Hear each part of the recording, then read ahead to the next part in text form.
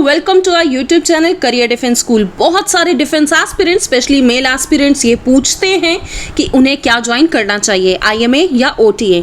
Although all these institutes aim to train gentlemen and lady cadets to become prospective officers of the armed forces, लेकिन there are some subtle difference in the commissioning of the officers from IMA and OTA। और यही चीज़ हम इस video में जानने की कोशिश करेंगे कि आखिर क्या मेजर डिफरेंसेस हैं आईएमए में और ओटीए में, और आपको पूरी तरह से हेल्प करेंगे डिसाइड करने में कि आप क्या चुनें। तो इससे पहले अगर आप इस चैनल पे न्यू हैं, इस वीडियो को पहली बार देख रहे हैं, तो लाइक कीजिए, सब्सक्राइब कीजिए और बेल आइकन को प्रेस करना तो बिल्कुल भी मत भूलें, ताकि डिफेंस के रिगार्डिंग सभी अपडेट्स जो हैं आपको सबसे पहले इसी चैनल पर मिलते रहें। तो चलिए शुरू करते हैं और बात करते हैं आईएमए की। The Indian military academy Dehradun. IMA में सिर्फ और सिर्फ मेल कैंडिडेट्स ही जाते हैं, फीमेल जो है आईएमए में ट्रेनिंग नहीं लेती। आईएमए में ट्रेनिंग लेकर जो आर्मी ऑफिसर्स बनते हैं उन्हें पीसी यानी कि परमानेंट कमीशन मिलता है।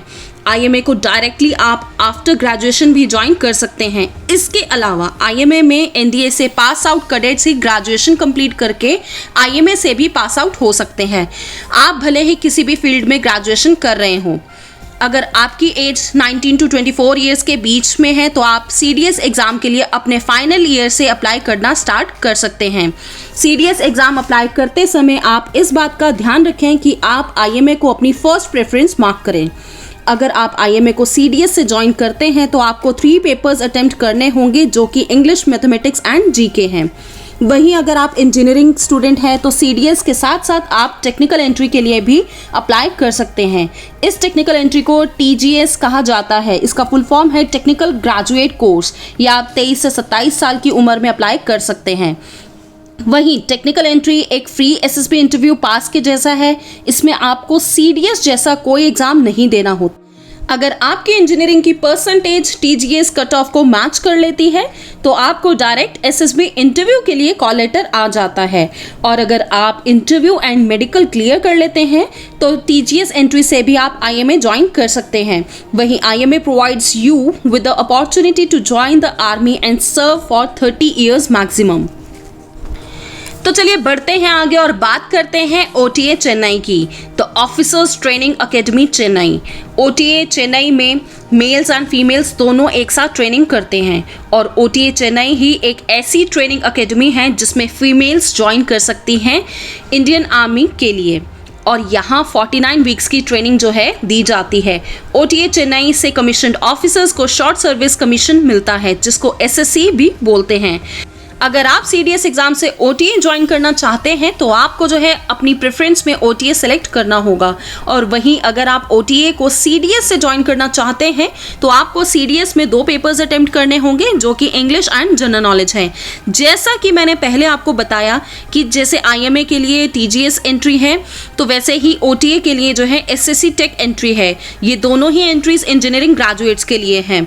फीमेल कैंडिडेट्स इस बात का खासा ध्यान रखें कि जब आप सीडीएस एग्जाम के लिए अप्लाई करें तो आप ओटीए को ही ऑप्ट करिएगा।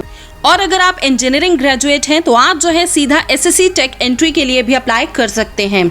और अगर आप लॉ ग्रेजुएट हैं तो आप जो है जेएजी एंट्री से भी ओटीए ज्वाइन कर सकते हैं। जेएजी का फुल फॉर्म है जज एडवोकेट जनरल। इस एंट्री में भी आपको डायरेक्ट एसएसबी इंटरव्यू फेस करने का चांस मिलता है और कोई रिटन एग्जामिनेशन नहीं देना होता। अगर आपके पास एनसीसी सी सर्टिफिकेट है तो आप एनसीसी स्पेशल एंट्री से भी ओटीए ज्वाइन कर सकते हैं।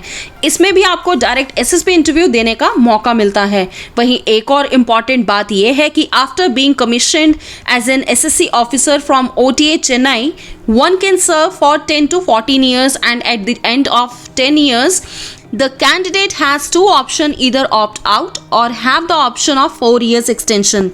You can resign at any time, and during this period of 4 years of extension you can also opt for the permanent commission after 14 years. चलिए now coming to the conclusion. Salary, no difference between the salary of an officers from the IMA and officers from the OTA. Promotion की अगर बात करें तो for higher post the preference for promotion is generally as follows: NDA, then IMA, seldom OTA. And also there can be exceptions though. वहीं अगर commission की बात करें तो IMA provides you with the opportunity to join the army and serves for 30 years maximum, whereas OTA is for only 10 to 14 years but yeah can extend। तो चलिए अब बात करते हैं मिलिट्री नॉलेज की। At the time of passing out, officers from all the 3 academies, that is IMA, OTA and NDA, are almost at the same level in terms of military knowledge. यानी कि इन तीनों अकेडमी से passed out officers का जो military knowledge है वो same level का ही रहता है। रगड़ा की अगर हम बात करें तो अब देखिए, अगर आप कोई भी मिलिट्री अकेडमी में जाते हैं तो रगड़ा तो आपको मिलेगा ही मिलेगा। सो आई होप अब आपको क्लियर हो गया होगा, स्पेशली मेल एस्पिरेंट्स को, कि उनको IMA ज्वाइन करना चाहिए या फिर OTA। तो अगर आपको ये वीडियो पसंद आया है तो इस वीडियो को लाइक करें और अपने दोस्तों के साथ जो है ज़्यादा से ज़्यादा शेयर करें। तो अगर आप भी इंडियन आर्मी, इंडियन एयरफोर्स और इंडियन नेवी को एज एन ऑफिसर ज्वाइन करना चाहते हैं या फिर चाहते हैं कि NDA के थ्रू जो है आप ऑफिसर्स लाइक क्वालिटीज़ बिल्ड करें, आपका जो फ्यूचर है वो 100% सिक्योर हो, तो उसके लिए जो है आप हमारी हेल्पलाइन नंबर पे कॉल कर पता कर सकते हैं कि कैसे जो है करियर डिफेंस स्कूल जो है आपको मिनिमम से मिनिमम फीस में जो है NDA की ट्रेनिंग दे रहा है। तो hope you like this video useful, do like, share and subscribe. जय हिंद, जय भारत। इस वीडियो को लाइक करें, हमारे चैनल को सब्सक्राइब कर बेल आइकन जरूर प्रेस करें हमारी न्यू वीडियो सबसे पहले देखने के लिए।